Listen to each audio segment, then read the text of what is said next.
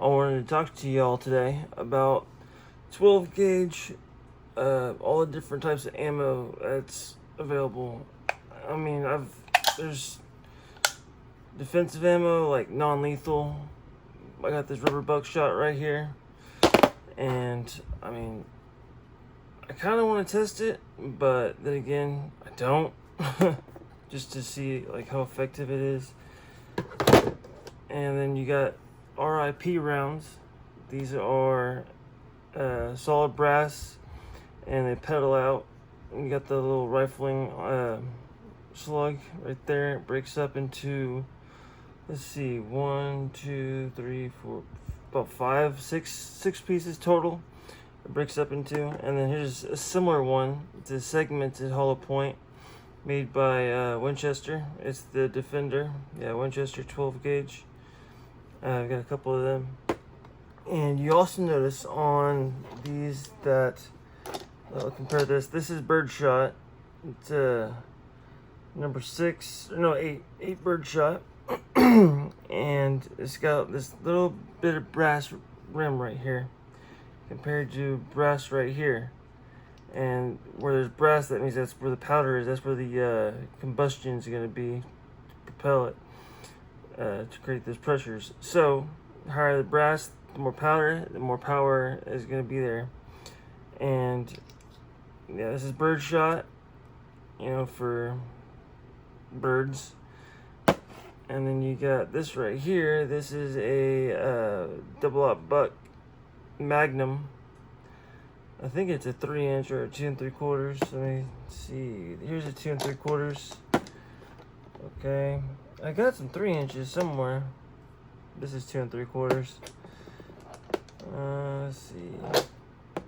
Yeah, this is 3-inch right here. 3-inch buckshot.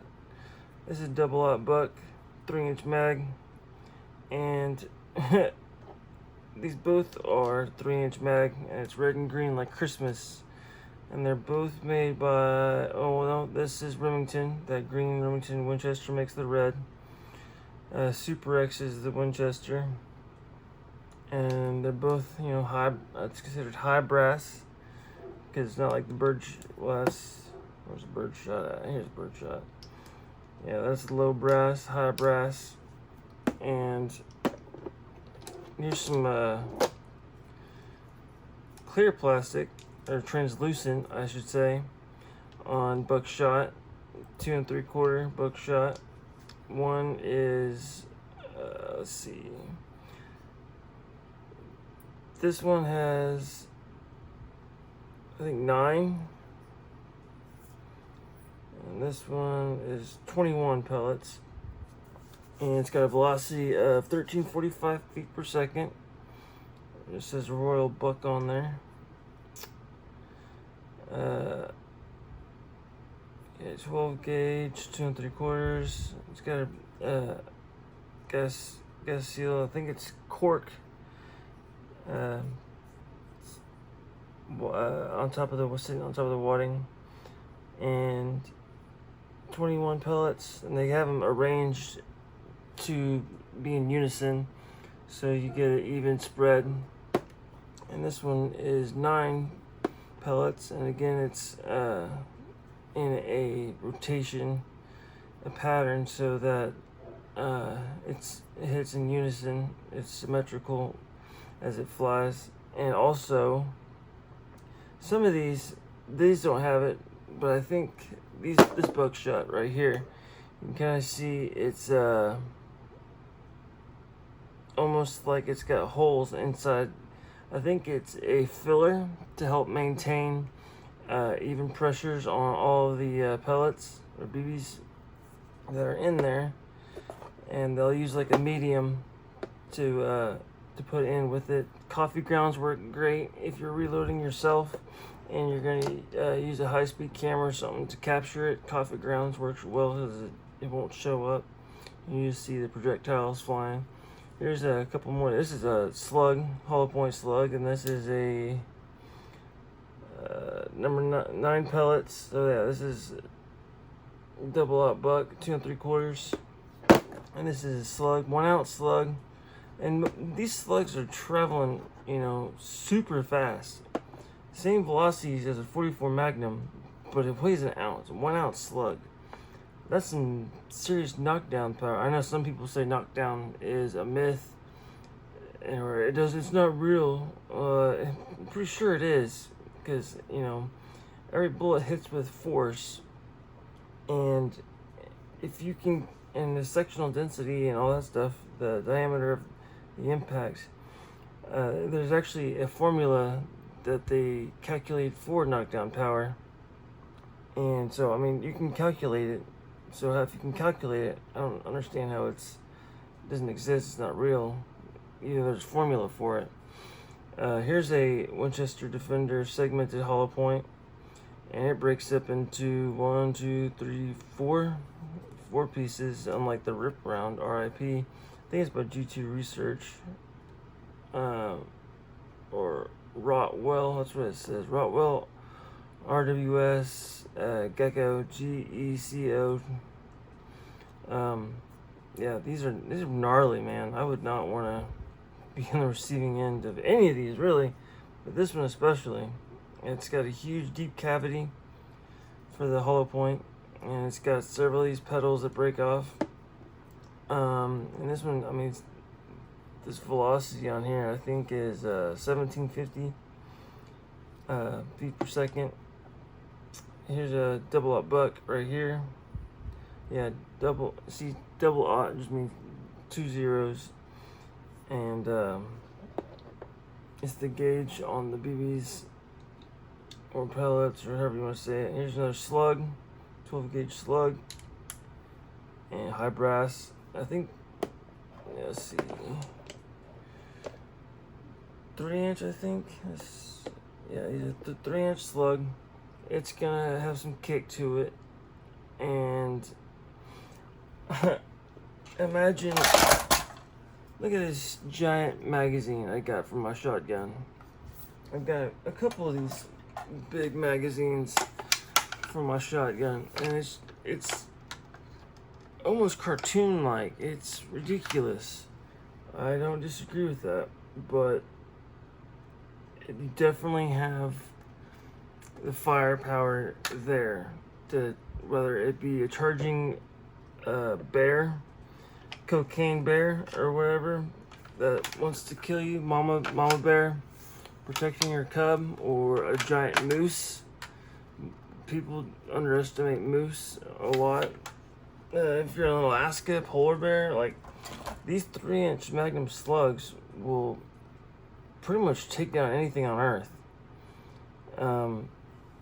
I'd be hard pressed to think of an animal that couldn't be taken down with the slug. They make hollow point slug, rifle slugs. They have sabot. I don't have any. They have sabot slugs, which travel about 2,000 feet a second. It's about 300 grains. Each grain is 1 grain is equivalent to 7,000th of a pound. So, or an ounce, 7,000th of a pound. So, dang it. So you can have, I think it's 300 some odd grains is equivalent to an ounce. So, they have sabots that are, discarding sabots, which means they have the bullet pill inside of discarding plastic wrap to help it engage in the pressures, so pressures don't leak around it. It's able to fully engage and propel that slug super fast, and a lot of them need rifling barrels or rifled slugs, rifled chokes. And I would like to get at least a rifled choke. They don't make rifled barrels for my shotgun, which sucks. I want to talk to a gunsmith and see if he could do some rifling on my barrel or something, which would be cool, so I can get some of those sabot slugs. That would be tremendous. Like, I would use that for deer hunting for sure. But here's kind of a diagram on how 12 gauge shotgun or 12 gauge slugs, not just I think I got a rifled slug there. but how the shotgun hull or shell is put together. You got your brass case right here, and then you get your plastic up here. You get your primer, 12 gauge primer, the powder, the wad, and you got your slug. Usually you have like a gas seal or something right there to help, keep the wad from impregnating the slug. I've seen sometimes they stick together, or even sometimes it'll come around it, for buckshot and stuff like that. It sits in a cup, shot cup.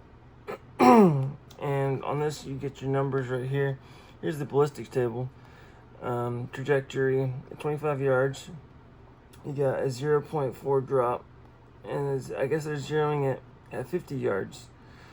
So that'd be a 0.4 above target on 25 yards, and then right on target at 50 yards. So they're suggesting you zero it, maximum point blank range would be 50 yards, and then you'll have a 1.9 inch drop, and 5.9 inch drop at 100 yards, and then 12.1 inch drop at 125 yards. So that's pretty flat shooting for these slugs. I mean, you've only got 12.1 inch drop at 125 yards. That's really good. And these are 2 3/4, 1,600 feet per second velocity. And let's see what they look like. Oh yeah, these are nice. They're not hollow points. Like, let's see. Yeah, these are hollow points. These just have an X, for X marks the spot on these slugs. Let's see. Yeah, they definitely will get the job done. It comes with fit. I think I got these at Academy, but my go-to local spot for getting ammunition or any gun things, anything firearms related, I like to go to Village Tactical. Super helpful guys. If I have any questions or anything, they will get an answer for you, regardless if they know off the top of their head or they gotta do research. They are glad to help you, and I've never been disappointed from the guys at Village Tactical. So if you're in the Oklahoma area, I'd go there. If not, get online. I'm pretty sure they have a website.